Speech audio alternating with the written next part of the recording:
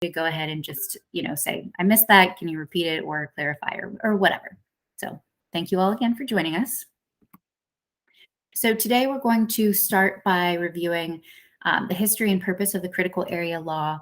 Then we'll get into some basic critical area development standards, project review, and completion of some of our forms. We'll also throw in a break so you all can get to the restroom, stretch your legs, get a drink, whatever you need to do. And then we'll end with local government projects and forms. So a little bit about the history of our program. It's based on the Chesapeake Bay Critical Area Act, introduced by Governor Harry Hughes in 1984. It is a state program focused on protecting the water quality and habitat of Maryland's bays, and it was prompted by an EPA study of the bay that revealed a variety of sources of problems. And this is kind of a lengthy list, but it includes urban sprawl, polluted stormwater runoff, forest clearing, drainage from agricultural lands, sediment and erosion from construction sites, removal of natural stream buffers, a decline in living resources, particularly oysters, and decreases in habitat such as wetlands, transitional habitat, and submerged aquatic vegetation, which we frequently use the acronym SAV for. Thus, all land within the critical area is now regulated by state law or the local critical area programs. And then the Atlantic coastal bays were added in 2002. So where exactly is the critical area? It includes all tidal waters of the Chesapeake and Atlantic coastal bays, as well as all land within 1,000 feet of tidal waters and tidal wetlands. This equates to over 11% of the state of Maryland, as well as over 5,200 miles of shoreline. So obviously the map that we're looking at is just a portion of the state of Maryland. The counties that are highlighted in green don't have any critical area. All of the counties that do contain critical area are in blue, and then the critical area itself is outlined along the shoreline in yellow. So please forgive me for basically reading this slide to you verbatim, but for the purpose of the law, it's the purpose of the General Assembly in enacting this subtitle to establish a resource protection program for the Chesapeake and the Atlantic coastal bays and their tributaries by fostering more sensitive development activity for certain shoreline areas so as to minimize damage to water quality and natural habitats, and to implement the resource protection program on a cooperative basis between the state and affected local governments, with local governments establishing and implementing their programs in a consistent and uniform manner, subject to state and local leadership criteria and oversight. So we have 3 foundational goals in the critical area, and they are to first minimize adverse impacts to water quality from runoff. Second, conserve fish, wildlife, and plant habitat. And third, to establish land use policies that both accommodate growth while also addressing the fact that the number, movement, and activities of people in the critical area can have adverse environmental impacts. So local critical area programs, this is where all of you come in. COMAR spells out the regulations to fulfill the goals of the law, but they're also included in all of your local programs, whether that's a county code, a zoning ordinance, what have you. Each of our jurisdictions is responsible for implementing their local program approved by the commission. Most of our original programs were approved in the late 80s and early 90s and have since been updated to keep up with our revised and updated state regulations. For the most part, development approvals and enforcement actions occur at the local level, so that's with you. However, our commission staff focuses on working with our individual jurisdictions to develop local alternatives for local needs. So this is why we might say, if somebody poses a question, that the answer to that question depends on the local jurisdiction's language. So I'm going to take a brief pause here and ask if anyone wants to volunteer with an example that they think is maybe specific to their jurisdiction.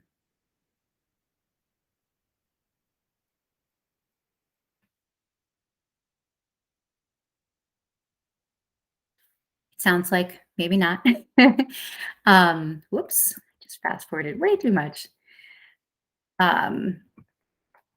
So one example that I can think of that would apply to this group is in Dorchester County. I think this is more unique to them, though other counties may have this as well. None of the jurisdictions I work with do, but Dorchester County has language in their program for administrative variances.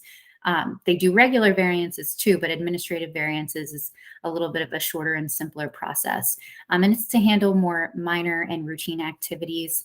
And just to address the fact that they needed, because of the, I guess, volume of projects that they were seeing that were similar, they needed something like this to handle those projects.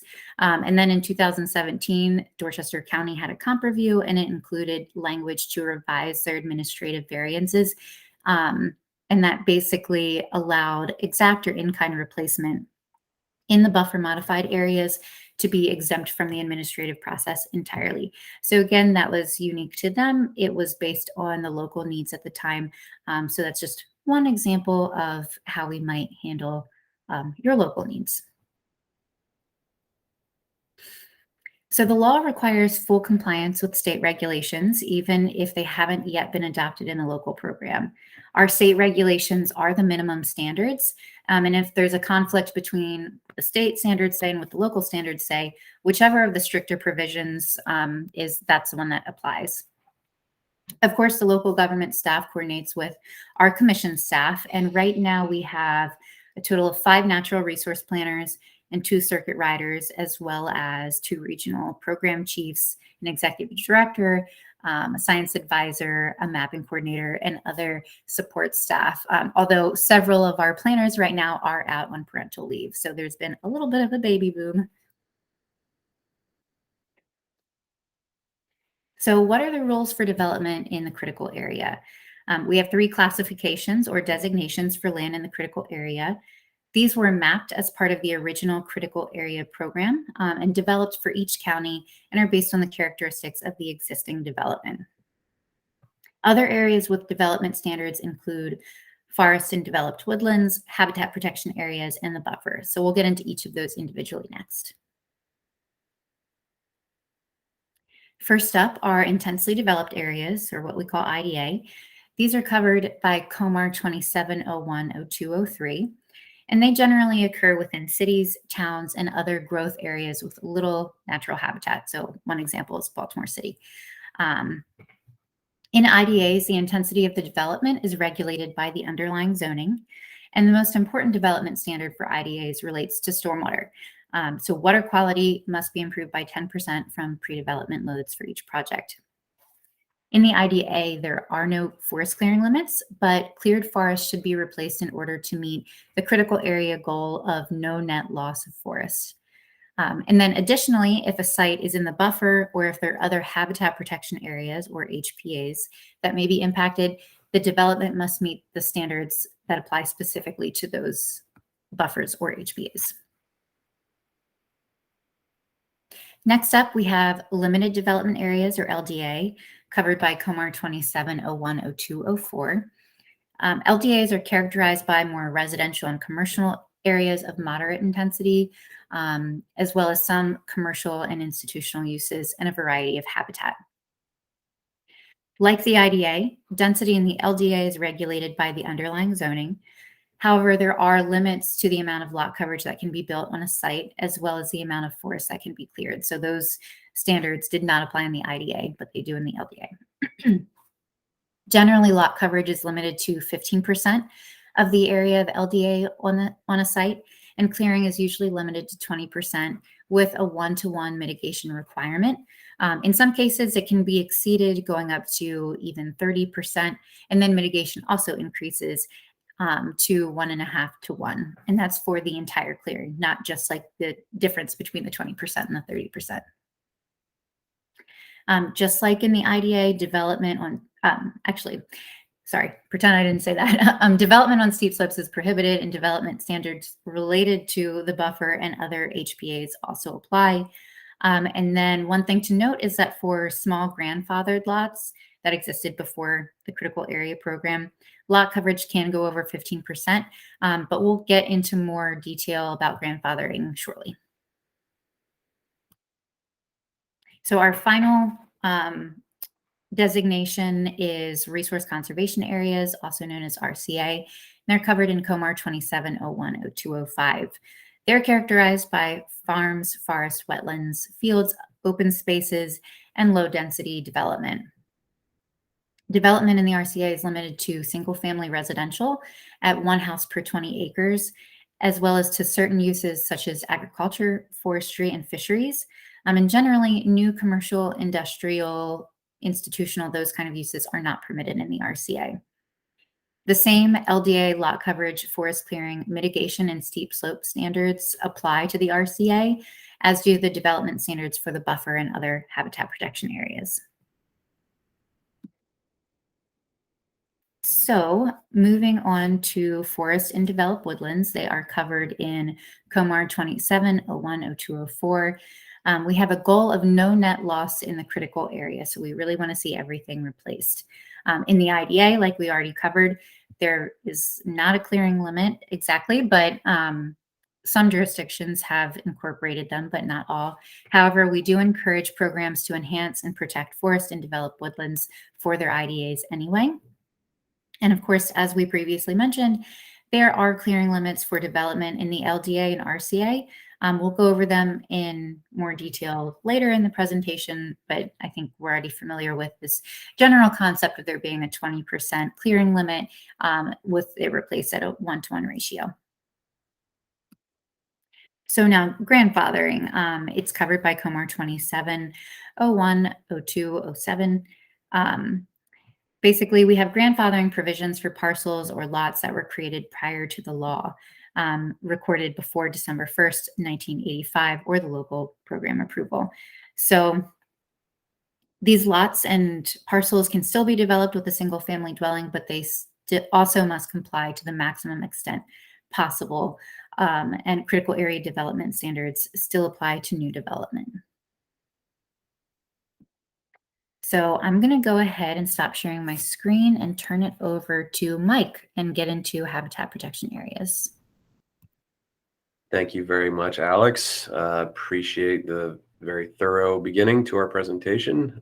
Everyone bear with me. I'm somewhat technically challenged on occasion, and I'm still working on my second cup of coffee. So can you see my screen? Yep. Looks like it's loading presenter mode. You're good. Good. All right, cool. Now let's just hope it actually goes as planned. Everybody still with us? Yes, no, maybe? Okay. Hopefully. We're still tuned in. Thanks, Mike. We did. All right. So now we're going to transition into talking about some HBAs. These are covered in a bit more detail in COMAR 270109. HBAs can occur in all 3 critical area designations: IDA, LDA, and RCA. These are protected from development, and how they're protected can be done in a variety of ways. The buffer has some very specific requirements that are laid out in COMAR, which we'll go into in a little bit more detail over the next several slides. Non-tidal wetlands are regulated by MDE, but they may also be regulated by local jurisdictions. So it's important to take a look at your code there. And sorry about that. And if there is something that's going to come into us that has anything to do with MDE, it's really important that we try to get some pending tracking numbers. So that way, if we're approving a project or something like that, we can make sure that the left hand's talking to the right hand, so to speak, and any approvals from MDE are also going to be satisfied, since in some cases we do have some overlapping jurisdiction with MDE. It's also kind of important that of all the habitat protection areas listed on this slide, forest interior dwelling birds, FIDS habitat.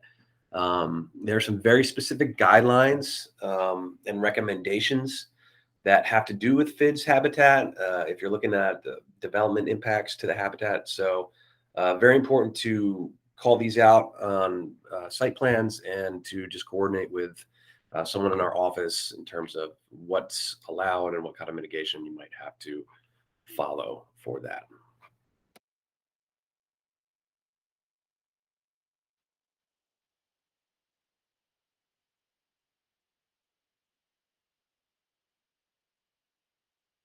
Hey, Mike, you somehow got muted. like I said, somewhat technically challenged sometimes. How about now? Can you hear me now? Yep, you're good. All right, thank you. So we're going to move on to the buffer. So studies have shown that the ecological importance of buffers in terms of erosion control, protection from sediment and nutrient runoff, and wildlife habitat. Hence, this is why we have specific provisions specifically for the buffer. The buffer and the expanded buffer must be field delineated based on the edge of tidal waters, tidal wetlands, and tributary streams. Tributary streams include both intermittent and perennial streams. Any property that falls within the limits of the buffer or the expanded buffer is subject to development standards for the buffer. So mitigation is required for the square footage of disturbance, plus additional mitigation for any canopy cover that's removed. So the expanded buffer, the buffer can be expanded for continuous sensitive environmental features. Can I get some feedback in terms of what may cause a buffer expansion for a project? Anybody know? Anybody have any guesses? You can either unmute yourself and call it out or use the hand function. Oh, there you go. Cassie put into the chat steep slopes. Cool. Great. Yeah, I'm sorry. I'm just like with Alex. I can't see myself or the chat. Nope, that's okay. I'll be your eyes. Cool. Thanks. Yeah, steep slopes is one that we see often. I work with Calvert County, so I see that a lot in Calvert County. So you can look at the edge of non-tidal wetlands is another one. Hydric or highly erodible soils will cause the buffer to be expanded as well. When we get to steep slopes, there's a formula in there that you have to look at. Anything that's greater than 15% in terms of the steepness of the slope, you will expand the buffer 4 feet for every 1% of steep slopes. When you're looking at non-tidal wetlands or the edge of hydric and highly erodible soils, you'll come to the edge of that or 300 feet, whichever is less. And the big thing about this is that buffer expansions are often, they're very fluid, no pun intended. So they're project by project and site by site basis. So it's very important that if you have questions about how to properly expand the buffer and you review COMAR and you still need a little more guidance, contact our office so we can do our best to help out with that and provide necessary guidance to make sure the buffer is expanded properly, and we're looking at the overall impacts and mitigation. Buffer needs to be expanded to a minimum of 200 feet for all new subdivisions or site plans that are proposed in the RCA. That buffer can also be expanded beyond the 200 feet. Note that lots platted before January 1st, 2010, where the expanded buffer encompasses more than 75% of the lot, there may be development in the expanded buffer with lesser mitigation requirements. Buffer establishment applies to any site that contains a buffer or expanded buffer. And this chart can be found in COMAR 27010901-1. Basically, it requires that some amount of planting be provided in the buffer for development that occurs outside of the buffer. New subdivisions or change in land use requirements require full buffer establishment. Lesser amounts may be required for development or on grandfathered lots or lots with existing development. Excess buffer establishment can count towards mitigation. So if you have a project where both are required, your buffer establishment can kind of help with the overall mitigation requirement. So if you have any questions about that, please reach out to us. And once the buffer is considered fully established, then the buffer established requirement is considered met. Now, the chart that you will find in COMAR is the buffer mitigation. Buffer mitigation applies to any development activity that is permitted in the buffer or the expanded buffer. A lot of them are listed here. It includes building permits, grading permits, variance, shore erosion control, water dependent facilities, etc. The amount of mitigation required is based on the specific activity. As you'll see on the chart, riparian water access may have 2 to 1, variance is 3 to 1, a violation is 4 to 1. So it will depend on what is being done in the buffer. But take note that any sort of clearing that is not considered temporary is considered a permanent impact and therefore will require this mitigation.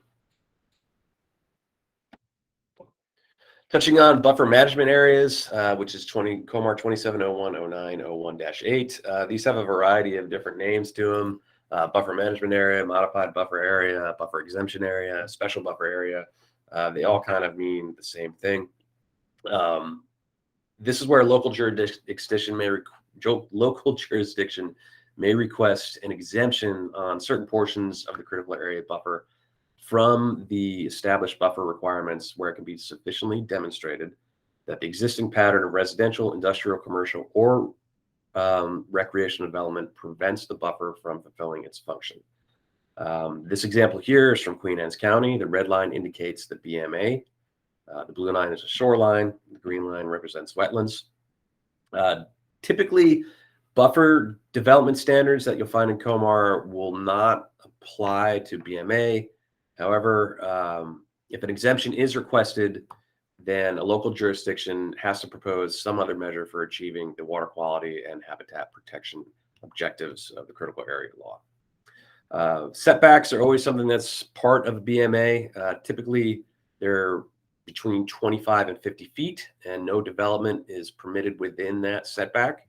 And the mitigation is typically 2-to-1 for any development that is outside of the setback, but still within the 100-foot buffer.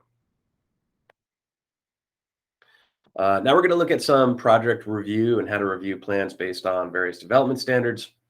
If any sort of development is proposed in the critical area, it needs some type of review by our office. Depending on the development, it could go further up the chain and have full commission review and approval. Includes everything from site plans to subdivisions and all the things that you see listed on this slide. Some of this information is going to be a review of what Alex already went over, and we'll touch on it in a bit more detail, but we just feel like it's important to kind of drive a point home on some of these things so that if you have any questions, it will be kind of lingering in the back of your mind. So here we have the land designations and what are some of the main points that we look for in project review for the critical area. The development standards vary depending on the size and the type of the proposed project, as well as the location and the characteristics of the project site. But if we're looking at IDA, stormwater, something that we focus on, LDA and RCA, lot coverage and clearing is important. Specifically for the RCA, we're looking at RCA use and density requirements.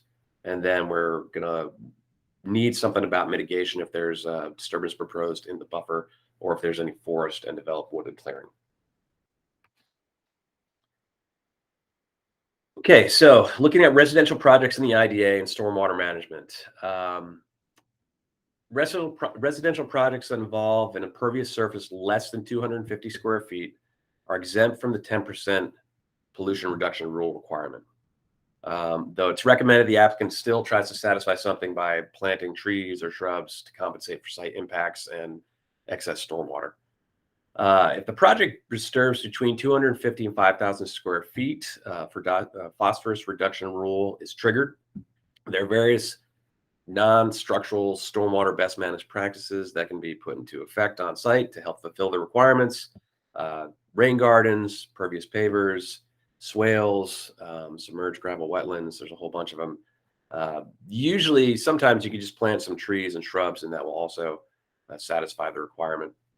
The spreadsheet that we have online, which we'll try to show you, the link at the bottom of the page will take you to our stormwater management page. Let me see if it works without completely derailing this presentation. All right, so this is our stormwater and water quality page on our website. If you click, Mike, we're just seeing your presentation still. Ah, man. Okay. All right. Well, jot down the link, and that'll take you to our stormwater management page. And on that page, you will see a tab for the IDA 10% stormwater management spreadsheet. The spreadsheet has various options for how you can calculate the pollution reduction requirement. It's important that if you have a consultant or someone filling out this spreadsheet, that they actually make sure they send us the actual spreadsheet so that we can look at how they arrive at various determinations. Don't just send us the calculation summary tab or a PDF, because we have to make sure that everything is on the up and up. So that's just kind of a side note.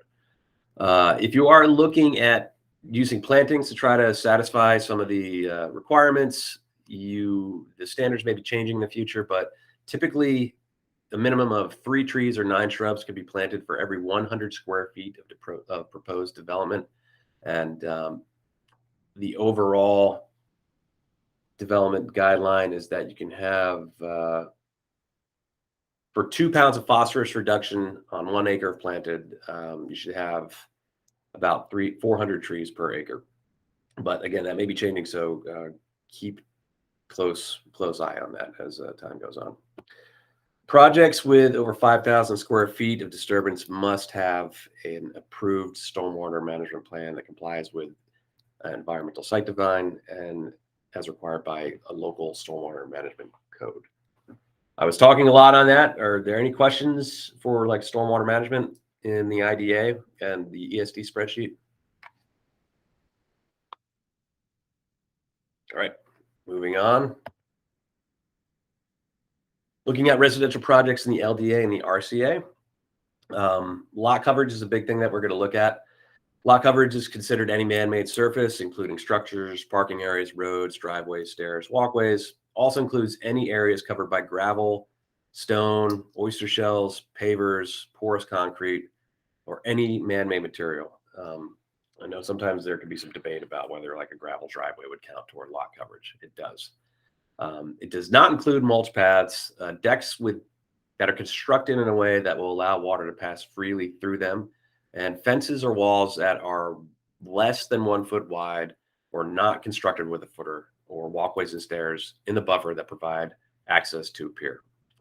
It's important to check your local ordinance for specific language regarding lot coverage provisions. As Alex mentioned earlier, there can be some specific language in your code about lot coverage that may allow for lot coverage trading or some exemptions. I believe Dorchester County has some stuff in their code that has like a lot coverage trading system that they can use. So beyond using this chart as a very helpful resource, make sure that you double check and look for specific language in your code.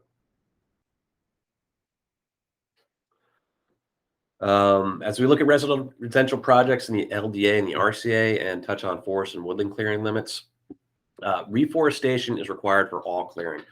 The main point about this slide that we like to emphasize a lot is that when you're looking at these ratios, sometimes people try to get creative with what's said on here. If you have clearing above 20%, it is 1.5 to 1 mitigation for the entire amount. So, for example, if you have 28% clearing, it is all 1.5 to 1 for 28%. It's not 20% at 1 to 1 and then 8% at 1.5 to 1. So we've had some creative consultants sometimes try to argue that point, but it is all for the total amount. In areas of development or redevelopment where no forest coverage existed prior to the development, like when a new subdivision is platted on agricultural lands, 15% of that area must be planted with trees. So there's a 15% afforestation requirement. For some jurisdictions, this may also apply to the IDA. So check your local program to see if there needs to be tree planting in the IDA. Looking at residential projects in the RCA, more information on this for COMAR 27010205C. We do have additional development standards that apply to projects in the RCA specifically because it's the most tightly regulated of the 3 land designations in the critical area. New development is limited to residential uses and uses associated with resource utilization activities. In general, new commercial, industrial, and institutional uses are not permitted in the RCA. So if there is a new proposed use that is not listed in your code, it must be submitted, reviewed, and approved by the commission. I know that Dorchester County has a few new uses that are probably going to be coming up in the near future for their RCA use list, and Anne Arundel County actually has one that's going to be coming to the commission within the next meeting. So it happens frequently, provided there's justification for it. The commission will usually look at it favorably as long as it meets the criteria of the RCA. Looking at residential density for new development, including subdivisions, It is limited to one dwelling per 20 acres. The regulations do not require 20-acre lots. In fact, we do encourage clustering of development. This, like a well-designed clustering development at a 1 per 20 density, helps to ensure the RCA is maintaining its natural character, allows for the continuation of resource-related land use while avoiding fragmentation of important wildlife habitat. In the case of subdivisions, it's important to accurately research and track subdivision history so that density can be calculated correctly and ensure density requirements are being met. Density should be calculated based on the grandfathered parcel size because of clustering. Sometimes you can't rely on the absolute acreage numbers. Ideally, the RCA land use to create cluster density has been restricted through old plats, but this isn't always the case. So it may require a little bit of digging and looking at stuff that's on record. So if there are questions about that, we can coordinate and try to find some of the history behind certain subdivisions and plats that are out there. There are also limits on how non-conforming lots in the RCA may be reconfigured or consolidated. So look at COMAR 27010208 if you have questions about lot consolidation and reconfiguration. This is like one of my favorite slides because of Zoolander. Hopefully I'm not dating myself by knowing what this movie is. Residential projects in the RCA, looking more at ADUs, accessory dwelling units. Information on this can be found in Natural Resources Article 8-18081E2I.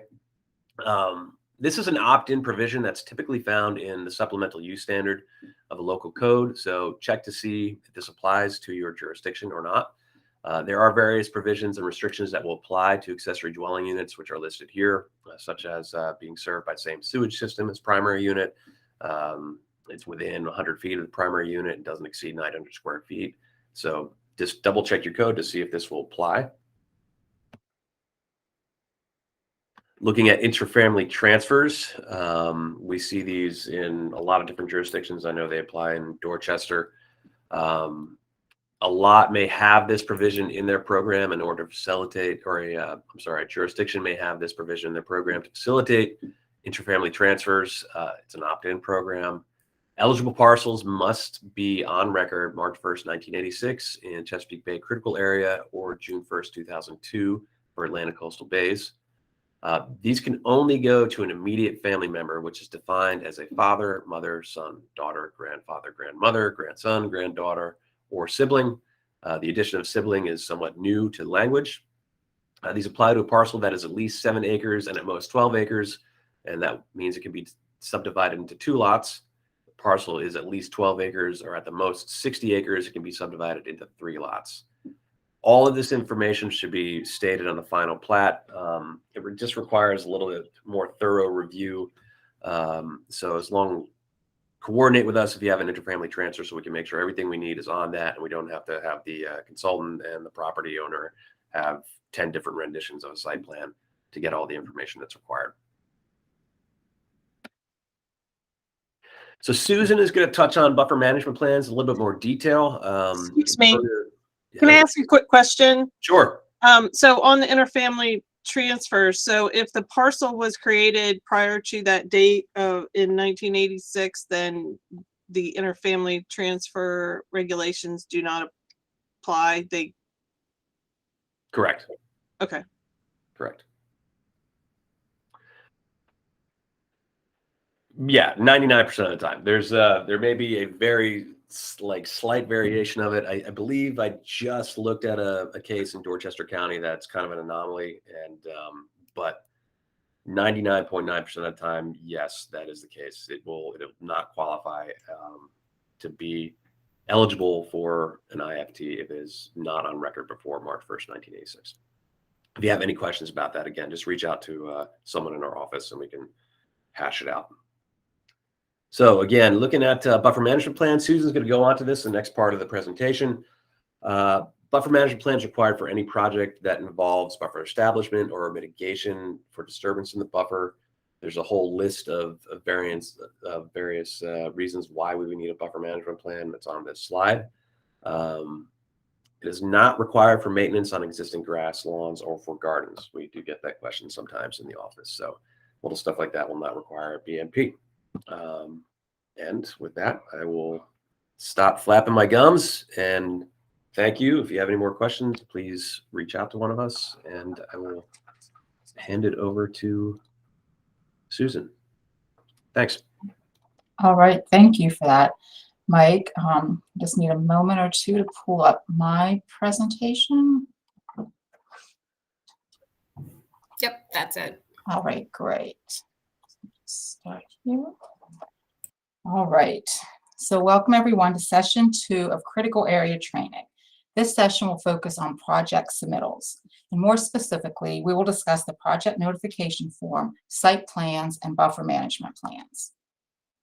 And so as I just mentioned, we're going to take a look at the project notification form, review the various types of information required on site plans, and then discuss the different types of buffer management plans and when a buffer management plan is required. So we're going to start with the project notification form. We're going to review this form and discuss the importance of filling out the form accurately and completely. When the information on the project notification form is either missing, inaccurate, or does not match the site plan and other submitted documentation, this can impact our ability to provide comments back to the local jurisdiction in a timely manner, since additional time and effort is required to verify that the project information is complete. So I'm going to click on this link, and hopefully it will take us to the Critical Area Commission website. Do you see the landing page for our website now on your screen? Yep. Okay. Yep, it's working for you. Okay, great. I guess I just had the magic this morning, fortunately. But so I'm just going to show you on the left where the general categories of information. I'm going to click on Forms and then the Project Notification Application. I'm just going to take a minute or two to review this form and just focus on a few key sections here. So I'm sure you're familiar with this form. At the top, the general project information is pretty self-explanatory. If it is a resubmittal, I know I've reviewed projects that have been submitted, resubmitted 2, 3, 4 times. It's helpful to have it checked here so we know that we've seen it before and we've submitted comments. We can go back and review that. Again, the project name, address, applicant is pretty clear, as is the application type. And just if you can check everything that applies for that specific project. I do want to focus just for a few moments here on the local jurisdiction contact information section. It's really helpful for us if we have the contact at the local jurisdiction. So if we have any questions, or something's confusing, we know who to reach out to. Because often there, is more than one person at a local jurisdiction who is working on critical area, projects or different issues. So if we have the contact here, it makes just, that much easier for us. And also, if it is for a variance and a hearing date has been scheduled, if you could include that there, again, it helps us to make sure we do get comments back to you in time. So moving on to the other side of the project notification form, there's a little bit of space here for a brief description of the project. And then the next area I'd really like to focus on are these 4 boxes here. So as you heard, there are specific provisions for intrafamily transfers and grandfathered lots. So it's really important to know whether a particular project is a grandfathered lot or not. So if that does apply, if you could please check this box because, as you saw in session 1, there is a little bit of extra lot coverage permitted for smaller grandfathered lots. So we do need to know that to ensure that we're reviewing the project correctly. In a similar manner on the right with growth allocation, but in more specifically the buffer exemption area or modified buffer area as it's known in COMAR. If the project is located in the MBA, please, if this box could be checked, then we know that the MBA provisions apply when we're looking at the project. So these boxes kind of are a little stuck in between here, but they really are important to check if they do apply. Moving down to project type, that's pretty clear.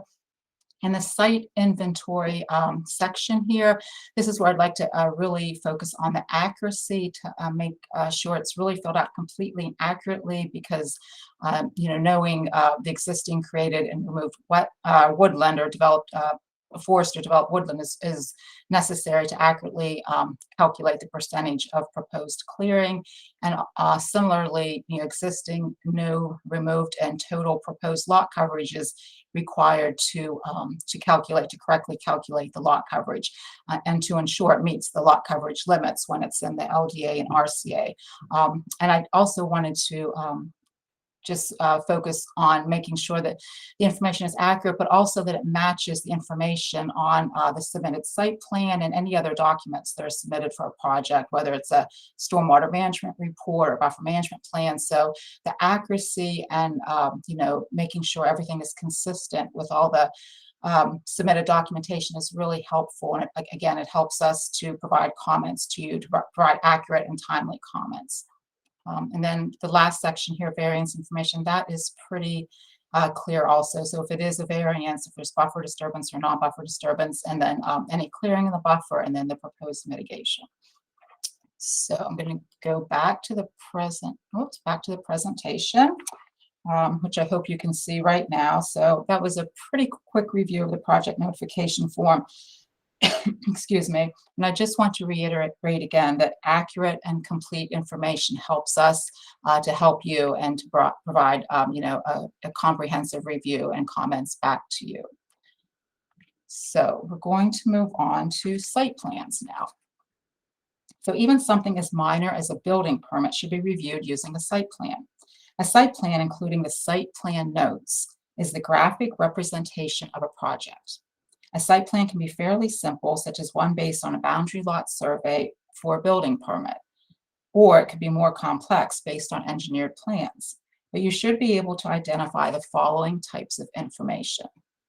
I just want to grab the pointer here so I can point out some of this, the different types of information that should be shown on a site plan. So of course you have the location of the property line for the particular project should be shown. And this site plan, this red line is showing the critical area boundary line, and it's showing above it is RCA and below it is IDA, because it often does happen that a particular project could have two different critical area land designations. So that should be clearly shown on the site plan. This purple line is showing the non-tidal wetland. So any type of shoreline streams or wetlands should be shown on the site plan. The location and size of the lot coverage should be shown, and you can see this here on the bottom. And also it should call out what the structure is. In this case, you can see it's a garage. You can see the steps here. So the more information, the better. The LOD is shown in orange on this site plan. It's well marked with the LOD symbol. So the location of the buffer or expanded buffer is also very important information to show. This particular site plan doesn't have the critical area buffer. However, it does have the non-tidal, the 25-foot non-tidal wetland buffer, and that is shown in the blue, which of course parallels the purple non-tidal wetland. A site plan should also show the location of existing trees, developed woodlands or forests, as well as any areas to be cleared. On this site plan, that is shown in green.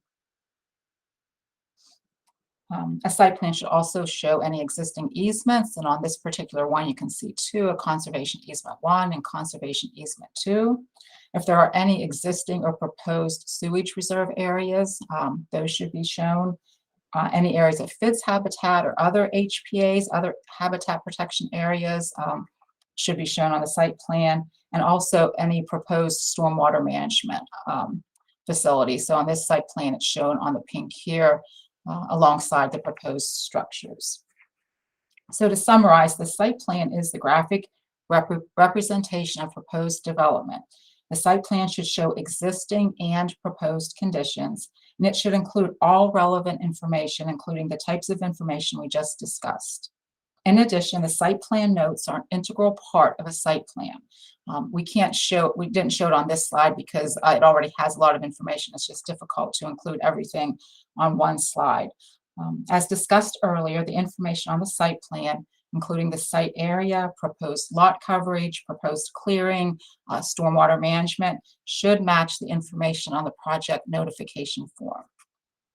So before we move on, I just wanted to ask if anyone has ever received a site plan for review that was missing critical information, and how you may have addressed that situation.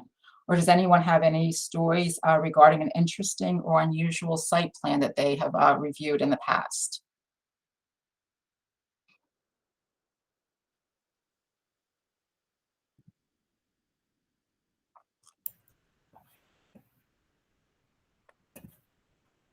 Charlotte, is there anything in the chat or any? I'm not seeing anything in the chat, but I was going to say, I know Amber and St. Mary's, we see all kinds of site plans from applicants there. There are a lot of like hand-drawn site plans and things like that. I didn't know if you had any good examples.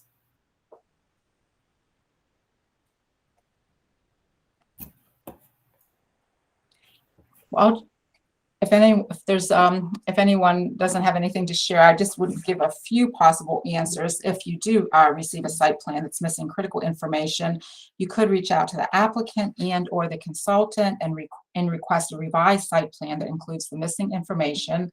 You could perhaps do some additional research on your own. Let's say you're not sure if there's FIDS or there's an HPA on site. You could maybe take a look at that on your own, or you could also reach out to critical area staff if you have any questions regarding, something that you either see or maybe don't see that's missing on a site plan. We also want to note that a site plan, again, does not have to be prepared by a consultant. What is important is that all the necessary information is included and that the site plan is to scale. As long as these items are addressed, it doesn't matter who prepares the site plan. Could I ask a question here? Sure. So I don't know if it's in Comar, but like in our local regulations, it says that a site plan is based off of a boundary survey. Well, only a land surveyor can attest to property boundaries. So wouldn't it have to be a surveyor prepared site plan? I don't know if that's in Comar, if it says that it's based off of a boundary survey or not. I don't think that requirement is in Comar. Okay. I know we've accepted plans that were like, the plat that was filed for the property, and they just kind of drew in, whatever they were proposing to construct on the site. But we've also seen hand-drawn, property boundaries and proposals on site plans. So it's not a requirement for us, but it may be a requirement locally. And I know that other jurisdictions do have that requirement. Okay, thanks.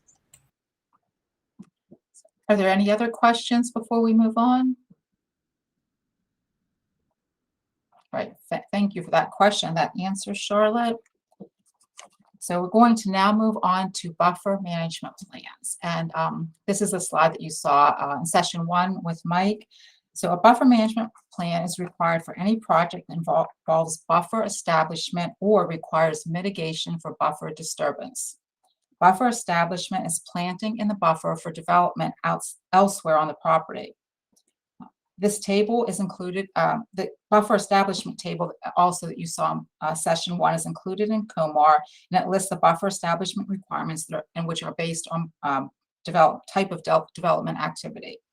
A buffer management plan is also required for buffer disturbance.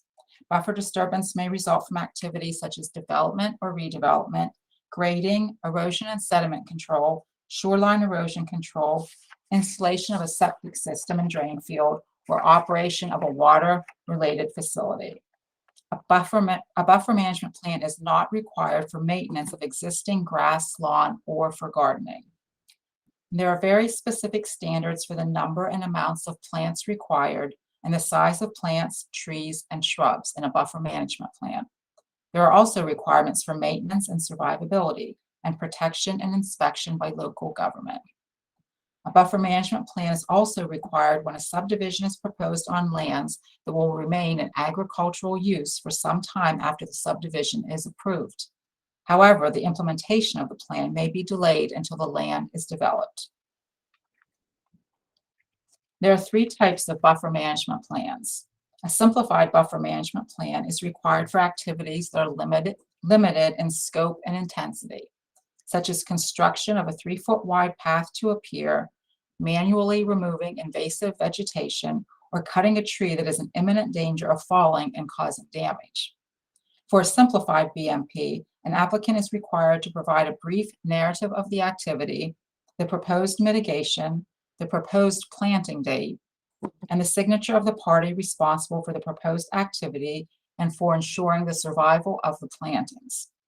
Minor buffer management plans are required for projects of larger scope that result in less than 5,000 square feet of establishment or mitigation. If over 5,000 square feet of establishment or mitigation is required, the applicant must complete a major buffer management plan. Additional detailed information is required for both minor and major buffer management plans. COMAR 27010901-3 lists all the information that is required for these types of BMPs. If buffer planting is required for a new house, the local jurisdiction may not issue the final use and occupancy permit until either the planting is completed or the property owner has posted financial assurance to complete planting in the next planting season. If a buffer management plan is required for a subdivision, the local jurisdiction may not approve the subdivision until they have approved the buffer management plan.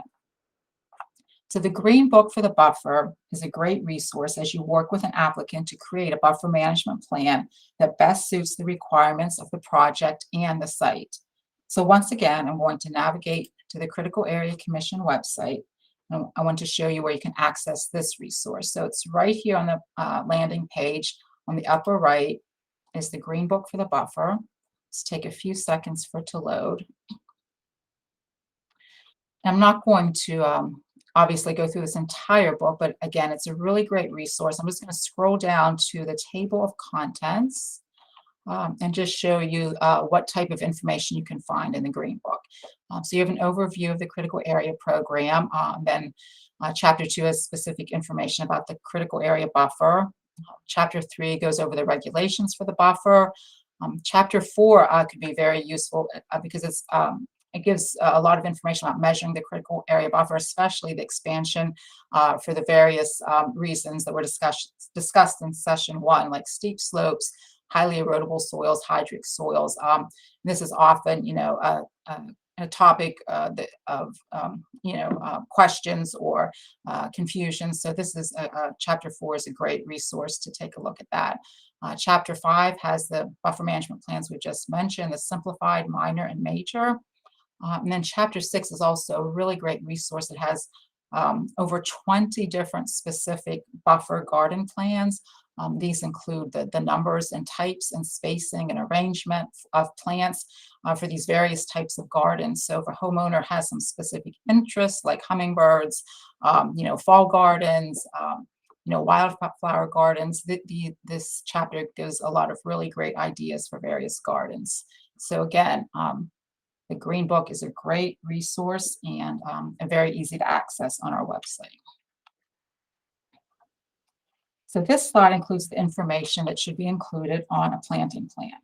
This includes existing vegetation, location, arrangement, and quantity of the proposed plantings, the species, size, quantity, and allotted credit for those plantings, existing and proposed structures, including paths, the LOD and the location of the buffer, and also the total mitigation or establishment square footage requirement. And again, we recommend that you reference the Green Book during the design process if you have any questions or concerns. So before we move on again, I would like to ask if anyone has any questions or if you have any interesting stories to share regarding buffer management plans. Does anyone have a story regarding an interesting or unusual buffer management plan that they've reviewed? Or have you ever had to work with an applicant to revise a buffer management plan? Perhaps the plan needed additional plantings, or perhaps the proposed species weren't native, or maybe the spacing was incorrect.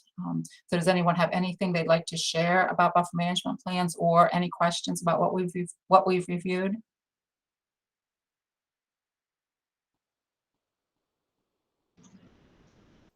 Hey, this is Stacy from St. Mary's County. Mhm.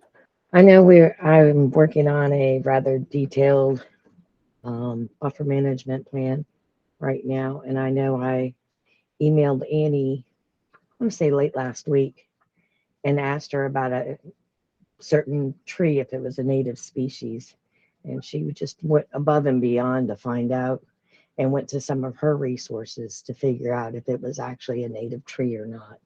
It was just very helpful. Well, that is great to hear. And yes, that's exactly what we're here for, to, support, to answer any questions or to reach out.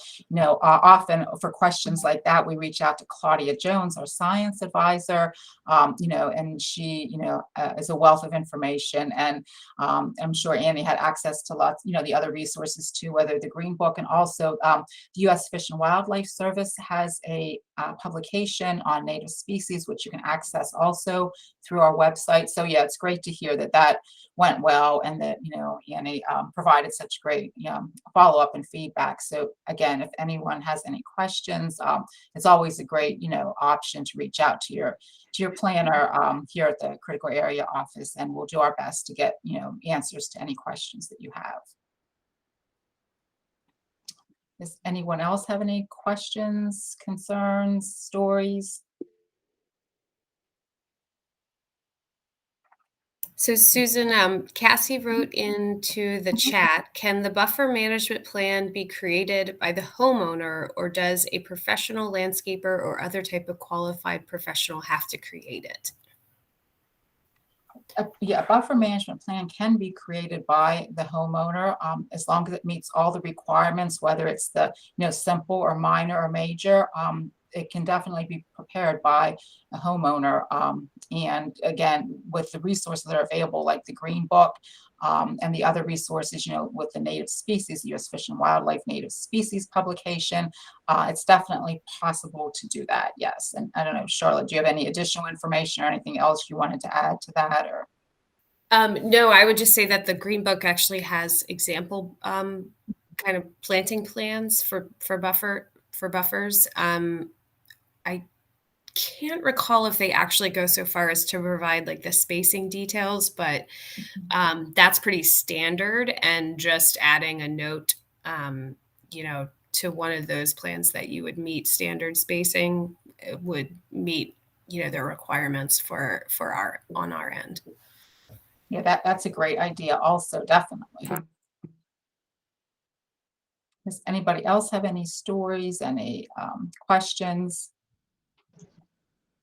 This is Stacy again at St. Mary's. Mhm. Did we go over the percentage of credit requirements? So you must be, you must be reading my mind. That's on the very next slide. Okay. Is this what you're asking about, I believe? I was just yes, Okay, exactly. great. Well, that was a perfect segue that couldn't have been planned better, I guess. So we did want to point out that there's a limit to the amount of herbaceous and shrubs that can be included in a buffer management plan.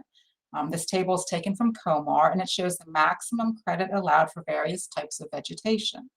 Herbaceous species are limited to 10% of the total planting credit.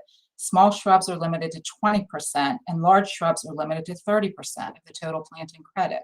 And the reason for this is we want to ensure that trees are always included in a buffer management plan, because a forested buffer is one of the main goals of the critical area law.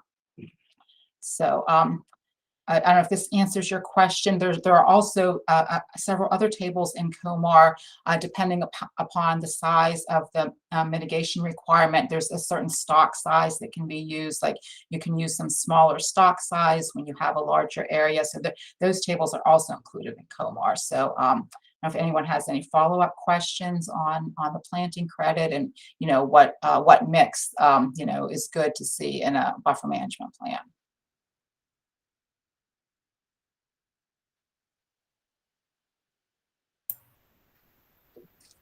If not, we will move on. Real quick. Sure. Susan, the other thing I'd point out about those limits,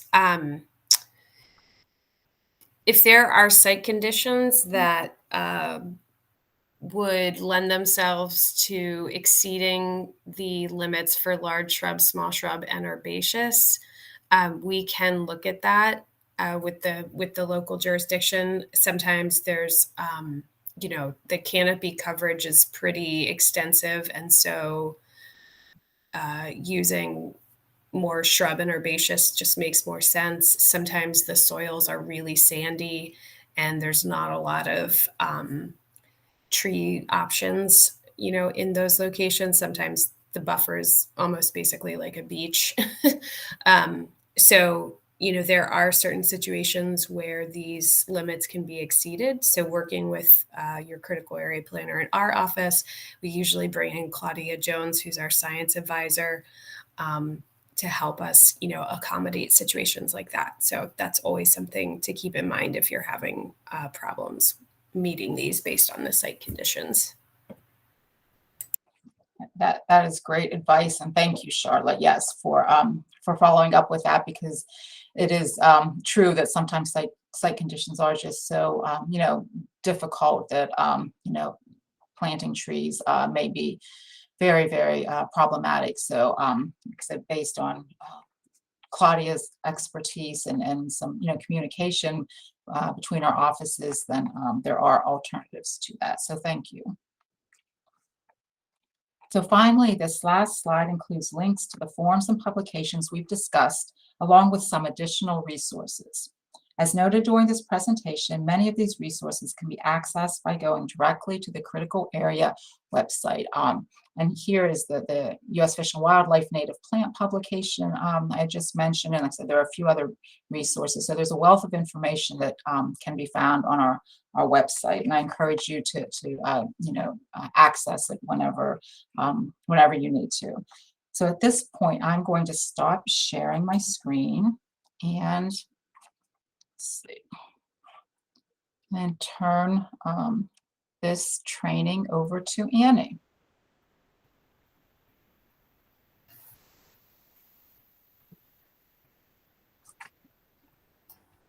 So I believe we're actually doing a 5-minute break at this point. So I guess if we can meet back here at, it's actually perfect timing, 11:20. We will get started with the next session of our training today, but we'll see you then.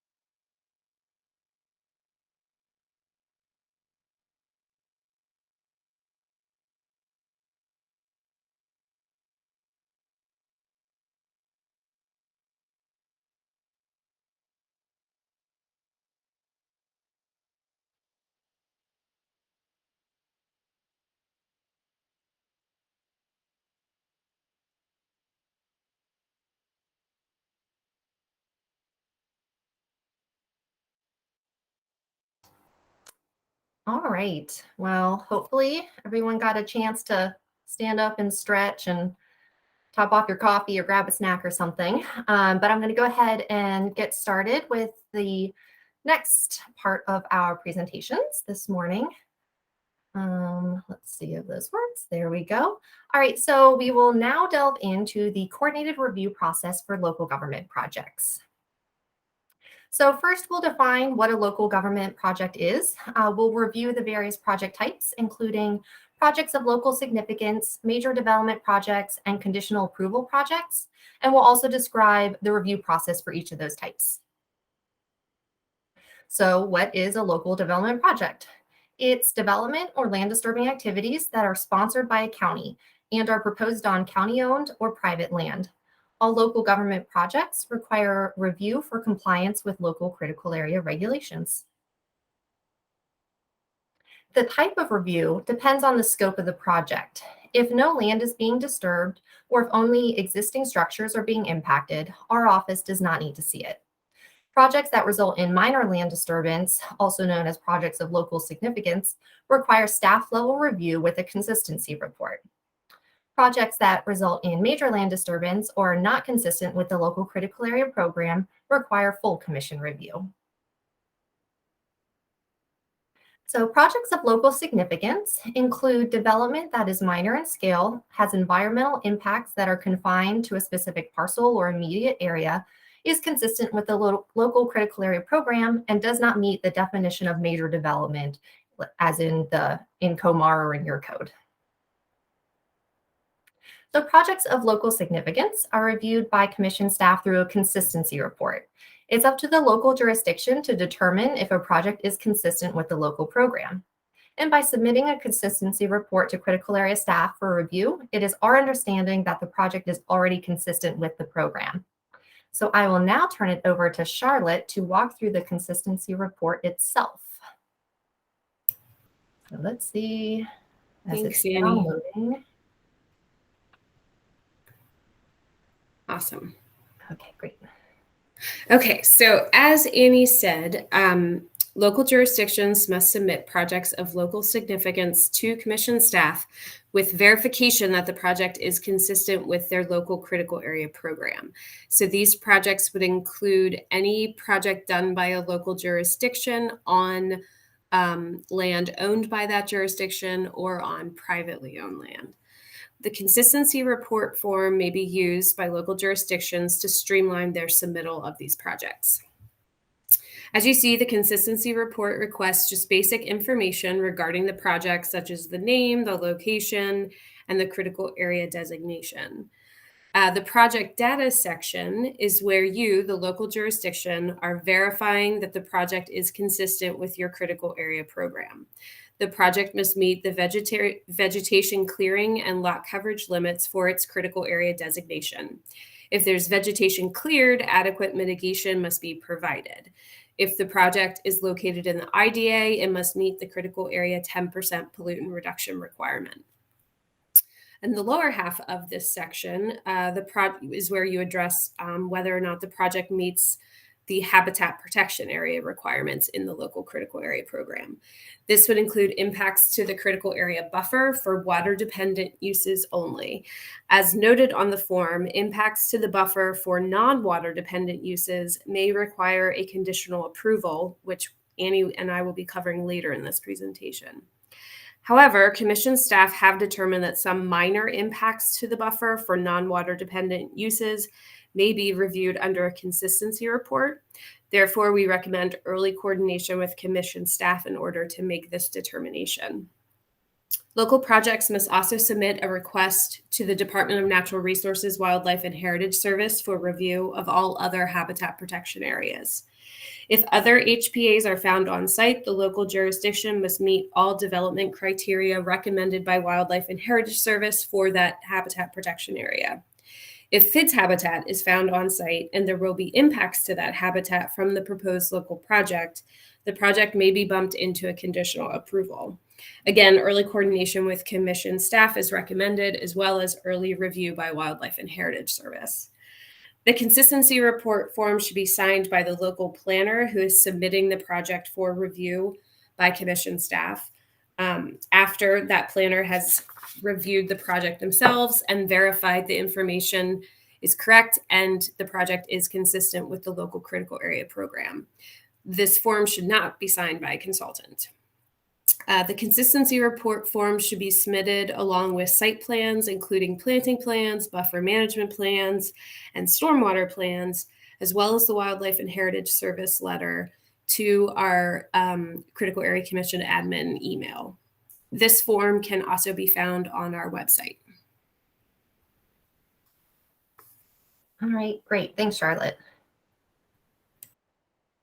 So on this slide, we just have a few examples of some projects that we've reviewed under a consistency report that were submitted by a county or a town. So just wondering, does anyone else have an example that they've recently either reviewed or plan on submitting for consistency?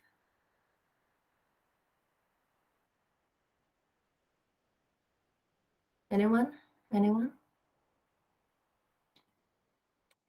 Okay. Well, I mean, these are, again, are just some like typical examples. I know I personally have reviewed a couple like wastewater treatment plant projects. And there's also been an interesting one in the town of Greensboro that they've been working with Caroline County staff with for a stormwater retrofit at their local fire station.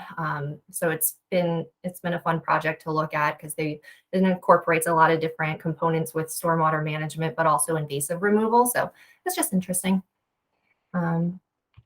So moving on to projects that require commission review.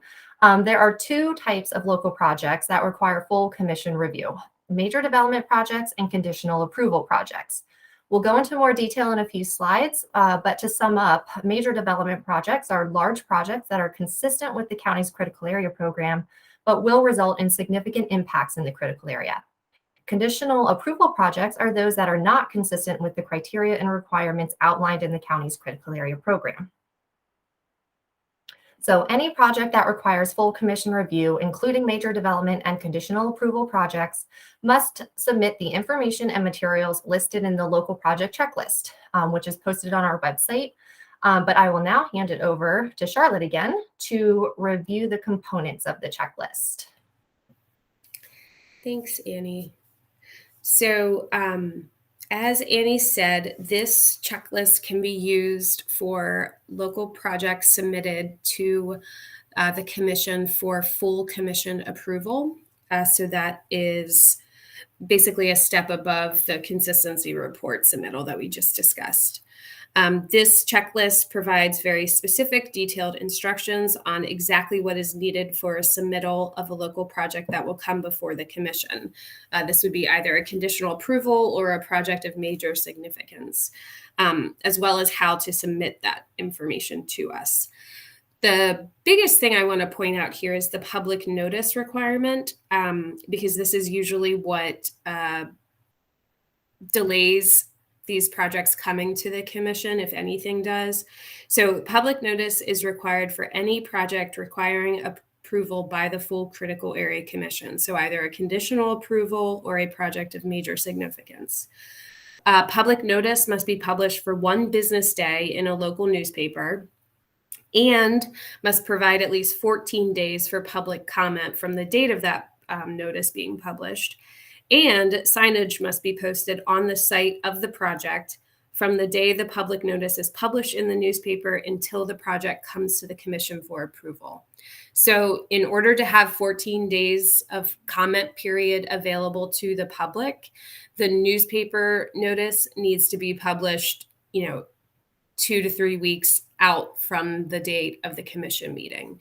So like I said, this is usually what delays projects most often, is just not getting that public notice published. And I know that some newspapers, in order to get your notice published, you have to submit it to them a certain time, in a certain time frame before the date you want it published. So there's a little bit more planning required for that part of the submittal. So otherwise, as Annie scrolls through this, you'll see that it is literally a checklist. You can take your submittal documents and just go through this and just make sure you have each of these listed pieces of information that's required. It's everything from like what should be on the site plan, what, the buffer management plans, information regarding HBAS on the site, stormwater, mitigation. It's very detailed. So hopefully, as long as you kind of review this, and obviously not all of this will be applicable to every project. So there are some things that may be NA, but otherwise, as long as you go through everything on here and ensure that you've addressed it with your project submittal, you should be good to go as far as getting us a complete submittal. And then finally, the last page just shows you how to submit it, either hard copy by mail, or I would say at this point, preferably by email to our admin email address. And then attachment A is just the regulations in COMAR that apply to the public notice requirement.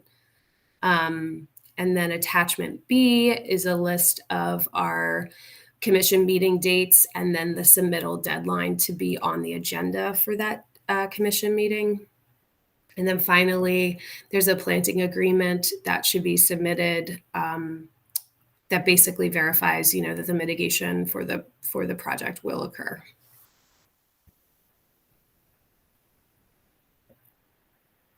Okay, awesome. Thank you again, Charlotte. And so just to reiterate what Charlotte already mentioned, public notice is required for projects that go to the commission for a vote. It is not required for projects of local significance that are reviewed via a consistency report. So just keep in mind, public notice must be posted in a local newspaper and at the project site, and the specific posting requirements can be found in COMAR and also in that checklist that we just reviewed on the website. So now we'll take a closer look at the difference between a major development and conditional approval project. So first, a major development project is larger in scale and scope than a project of local significance. It may have statewide, regional, or interjurisdictional impacts. It has environmental or economic effects within the critical area and will have substantial impacts on the county's critical area program. And as mentioned before, it is consistent with the program, but due to the reasons noted above, must come to the commission, the full commission for a vote. So here again are some like basic general examples of projects that have come to the commission. Just wondering again, do you all have any examples that you may have reviewed or are going to be bringing to the commission in the future?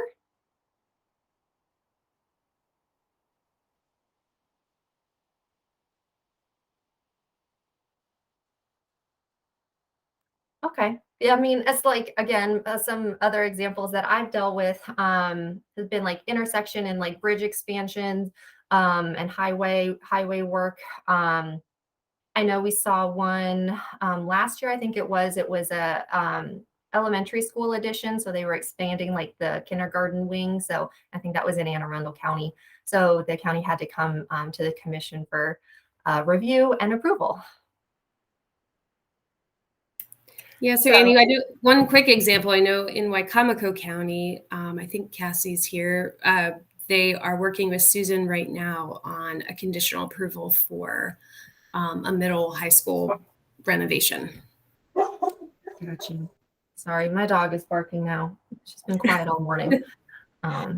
Yes, Cassie and I have been working together on looking at Mardella Middle High School project. It will be presented to the commission at the April meeting. And I'm sure as Cassie would attest, we have had quite a bit of back and forth, many emails, with that checklist and everything, needing to be, either checked or like, as Annie mentioned, some of it is NA depending upon or, what the specific project is. But yes, we've had a lot of communication. I think it's worked out pretty well. We've I did my best, to respond to Cassie's questions or concerns as quickly as I could, and she's done the same on her end. So that back and forth is really critical to ensuring everything is checked off, everything is taken care care of. And again, to reiterate that public notice, because with the 2 weeks plus, the lag time for putting it in the newspaper, that really does need to get, addressed sooner rather than later. But yes, it's been a great project, and I think we're almost, it's almost ready to go. So I don't know, Cassie, if you have anything you wanted to add to that, or, any issues or anything that you would maybe like caution other planners, or, any advice to give them, I guess, for conditional approval projects?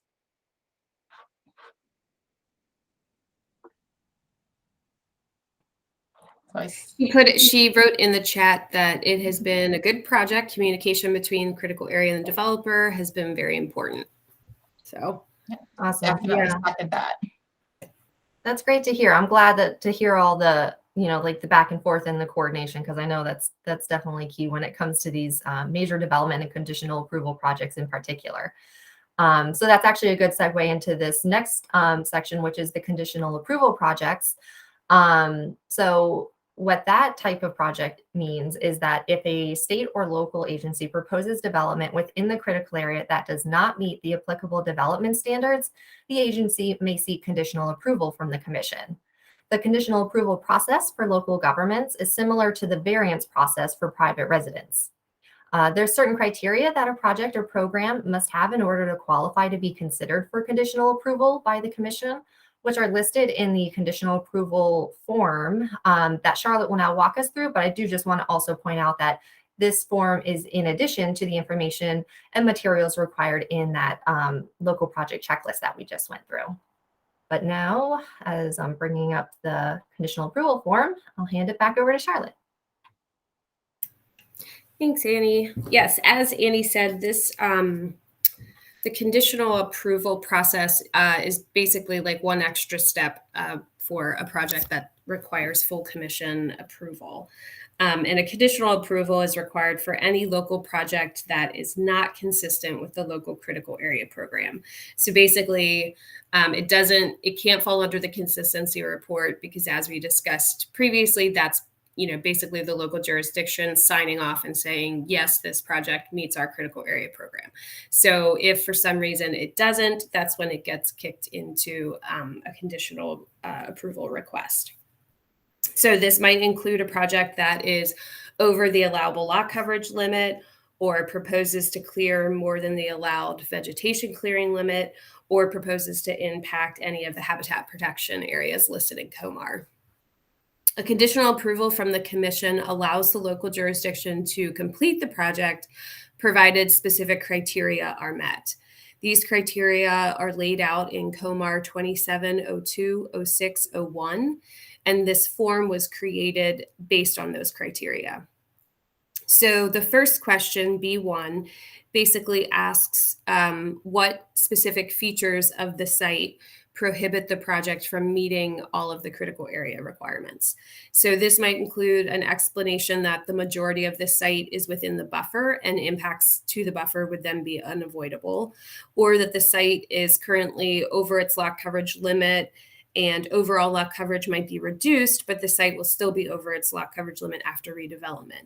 In the case of the Wicomico County School project we're working on currently that Susan's bringing to the commission, only a portion of that site is actually in the critical area, and that portion is designated LDA.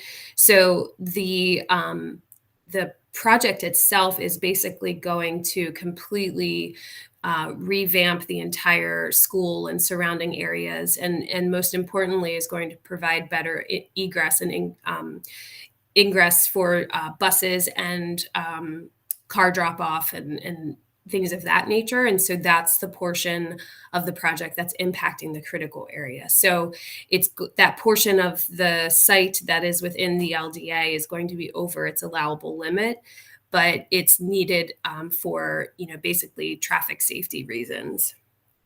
So that's just another example of a type of, an explanation for why a project may not meet its the critical area requirements. So B2 asks what benefits, public benefits, the project will have to the Chesapeake Bay Critical Area Program. So this might include treated stormwater that wasn't treated previously. It might include habitat enhancement being done on site, or green infrastructure projects, or even climate resiliency benefits. And again, just using the Waikamaco School as an example, in that case, they are doing stormwater to treat the site that was previously, basically almost, there was no stormwater treatment on the site currently, even though this, there is a school that exists there now. So with the redevelopment, they're going to not only treat what's there, but they're actually exceeding their treatment requirements.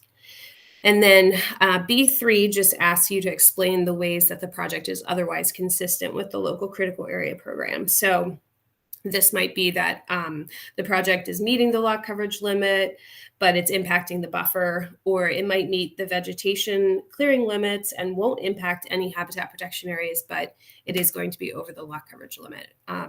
And that would be the case for this Waikamaco project.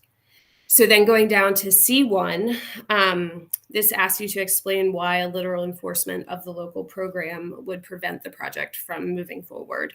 So basically, you would just explain why the project cannot be constructed if the lot coverage limit or vegetation clearing limit had to be met, or if impacts to the buffer were not allowed. C2 asks for basically, again, the ways that the project does meet the critical area requirements, the process for conformance to the local critical area. So how is the project planning to meet all of the other critical area requirements? And then finally, C3 asks what measures are being proposed to mitigate for impact. So these would be in addition to any mitigation normally required. So let's say the project is going to be over the lot coverage limit, which is why it's coming in for conditional approval. But it's also going to be clearing 25% of the vegetation on site and mitigating it 1.5 to 1 for that clearing. The mitigation for the lot coverage overage, for the reason it requires conditional approval, should be in addition to the mitigation that's being provided for the vegetation clearing. This mitigation for the conditional approval could be in the form of additional planting, so over and above what's required for the vegetation clearing, additional stormwater management over and above what might be required, under MDE's stormwater or our 10% requirement, or other habitat and water quality benefits on site. And again, this form is available on our website. Awesome. Great. Thank you, Charlotte. So again, just to reiterate, conditional approval projects require additional mitigation on top of those general mitigation requirements. So this does give you the opportunity to get a little creative with that additional mitigation that's on top of the regular mitigation. So I guess, is it Cassie, do you mind me asking what the what your project is proposing for the additional mitigation?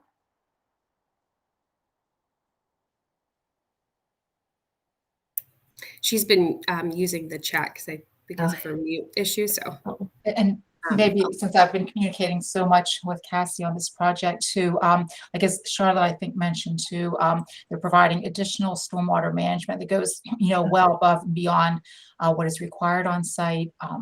And that will be, part of the mitigation. And besides even additional stormwater, there are about 9, I think, listed rare, threatened, and endangered species in Barron Creek, which is where the existing stormwater drains off untreated currently. So that will really help to protect that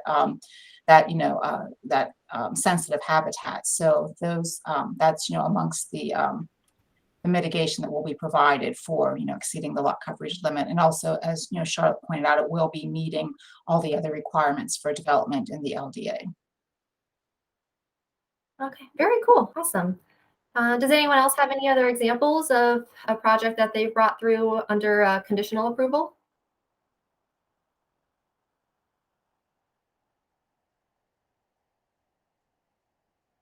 Yeah, all right, we'll just move on for now then. So just to kind of sum up everything, In summary, our most local government projects can be reviewed at the staff level as a consistency report. Major development and conditional approval projects require full commission review and approval, which is a comprehensive process that requires interagency coordination, public notice, and property posting. Early coordination with commission staff is therefore very important in terms of trying to determine which path to take. And just for your reference, here's a link to our website, and then links to those specific forms that Charlotte walked through that are also posted on that website, in addition to the other resources that Susan and Mike and Alex were talking about earlier. So at this point, we just kind of want to open it up to you guys, see if you have any questions or comments or any discussion that you want to have. But that's pretty much it for the slide portion of our presentation today. Thanks for bearing with us.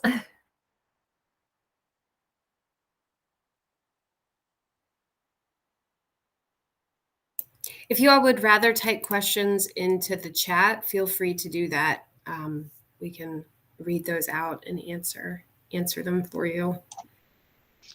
I had a question, and I don't have my regs in front of me. So I know that there is, when there is a place in the regulations that talks about the recording of a document and an easement in the critical areas. And I wasn't sure if there is some type of form that is used, or could you just address that one requirement? Sure. So I think there's a couple of places where easements are discussed in the regulation. One is related to like any mitigation that is installed. There's also easements discussed related to protecting forest on site after, after a project is done and there's forest cleared and that's mitigated for, the remaining forest on site gets protected by, easement or other protective covenant. So we do not have a form for that. That regulation, we've accepted multiple types of, protective covenants. It doesn't have to be a formal easement. I know that in Calvert County, they have a fee in lieu program where basically money collected, in lieu of mitigation is given out to like private property owners to plant on their property. And in order to meet that requirement related to like mitigation plantings being put under easement, they have literally like a 1-page form that the property owner who's having plantings done on their property with that money signs and fills out that says, I won't clear these plantings. So that's a very kind of like basic protective covenant that one jurisdiction uses to meet that requirement. And then, it can go all the way up to like a formal easement that's recorded and, and documented in the land records. So it kind of runs the gamut. We don't have, unfortunately, an example of that, but Calvert, if you're looking for something that's a bit simplified, the one that Calvert uses might be a good template or a good starting point to look at. But the easement runs with the land, right? Correct. Yeah. Well, then it has to be recorded in the land records, either via a plat or a document recorded in the land records, because how is any future owner going to know about it, and how's the world going to know about it? Yeah, I'm not sure how Calvert handles that issue at least with the fee in lieu program. That might be a good question to ask Robin in Calvert. Robin McKeisen is their critical area planner there. I can provide you with a contact if you'd like, Marilyn. After because unless you're going to record it in the land records, then there's no way for anyone to know about it. Yeah. So it almost sounds like you have to have a plat recorded that shows the easement, would probably be the easiest way, because the surveyor would have been out there anyway for any kind of site plan. So it almost sounds like just recording an easement on with a plat might be the easiest way to do it. Yeah.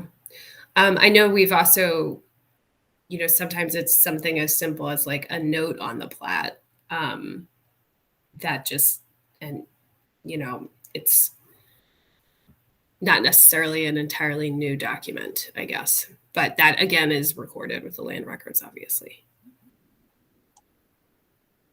Yeah, I can reach out to Robin as well, or just provide contact information so you guys can coordinate offline. It looks like Cassie has a question. Do you need to submit a project notification form for every project we receive in the critical area, or just specific ones?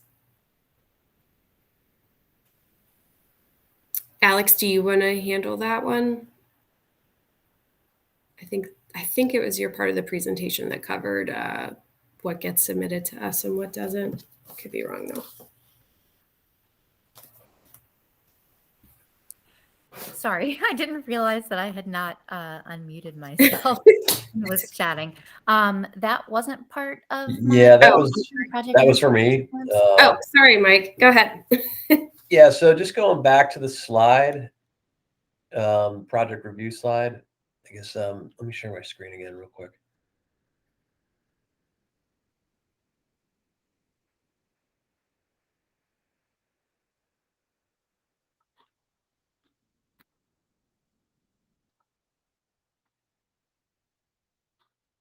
Can everybody see that? I know it's got kind of a weird. Yeah, it looks like it's just not in It's not like in the full presentation slideshow mode. view. Yeah. Okay. All right. So we double check a question. Do we need to submit a project notification form for every project we receive in the critical area, just specific ones? So basically, just like when we were going over this, it's really any project that's going to have impacts in the critical area. You should submit a project notification form. I mean, if it's a little gardening or something like that, then, you know, I mean, I've had people call our office who have asked about that because they're concerned and they want to be conscientious about the impacts they're having on the bay. So if somebody's doing a little garden or something like that, you know, that they don't need to, but anything that's going to result in any kind of disturbance, removing vegetation, grading, and even if in some of the cases, if there's like a trail or a pathway that might be going through the critical area or the buffer, we need to review it in our office. It may be something that has to go up the food chain, so to speak, or it could just be something that we can review at the staff level. But typically anything that's going to have impacts will have to be reviewed. Real quick, Mike, I'll just jump in. So Cassie, what might be useful for you, I'll put this citation in the chat, but 27030104 actually lists out the categories of applications which the commission wishes to receive notification for. So like Mike said, any project, you know, with disturbance in the critical area should come to the county for review, but then there are only certain projects and certain thresholds that warrant being sent to us for review and comment. So I can briefly go through those really quickly. So basically for site plans and subdivisions, we want to see anything in the IDA or LDA that is for a site plan over 15,000 square feet of disturbance. So if it's under that, it doesn't need to be sent to us. And for subdivisions, if it results in 10 lots or units or less, we don't need to see it in the LDA or IDA. In the RCA, we want to receive basically all subdivisions and then site plans that disturb 5,000 square feet or more. So the threshold in the RCA is lower just because it's a more protective designation. And then we should also see anything, any kind of plan or project that impacts any of the habitat protection areas in Comar. That includes the buffer. And then things like rezonings in the critical area or floating zones, special exceptions or conditional uses. We want to see, obviously, any variances in the critical area. And then we are also supposed to review any major buffer management plans that are submitted. So that's anything that is over 5,000 square feet of planting for a buffer management plan. We also would review shore erosion control.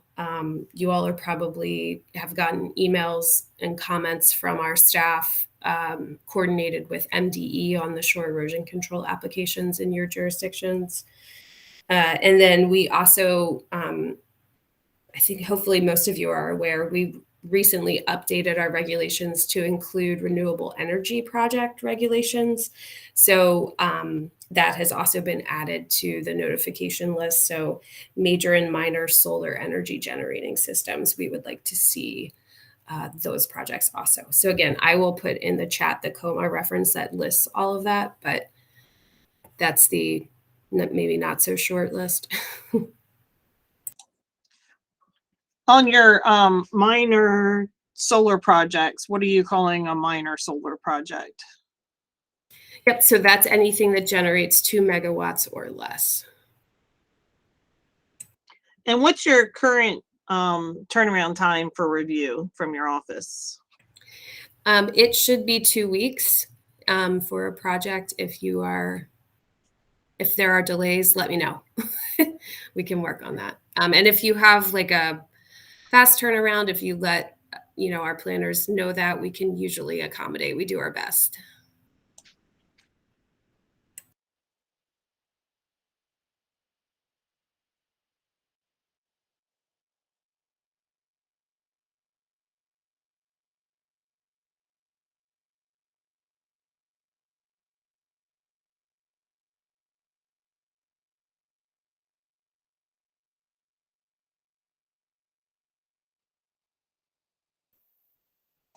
Are there any other questions? Yeah, on your you said that there was a recent change to the regs where the solar projects are concerned. Can you point me in which reg that is? Yep. It is COMAR 270114. That's Thanks. our new chapter on renewable energy generating systems. Yep. Okay, thanks.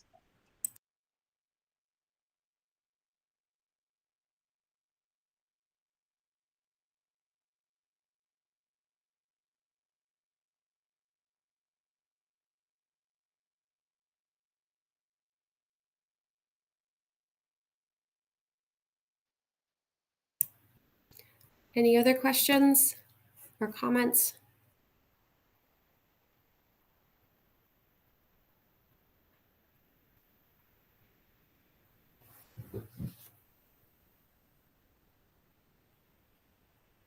Okay, awesome. Well, thank you all for. I'm sorry, go can I ahead. ask one more question? Yeah, absolutely. So the recording of this session, is it going to be posted to your website? We can look into that. I'll talk to our website guru in the office and see if we can do that. Yeah. My reasoning is because surveyors and consultants need this information. And so Okay. it would be nice for us to be able to share with them a link to where they can listen to it. Yeah, that's a good point. Yep, I will email Lisa and Bob now about that. Anyone else?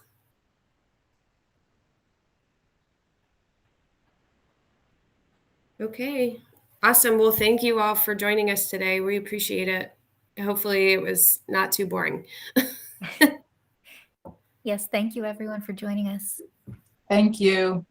Thanks, everybody. We appreciate your time. Thank you for having us. Thanks, Stacey.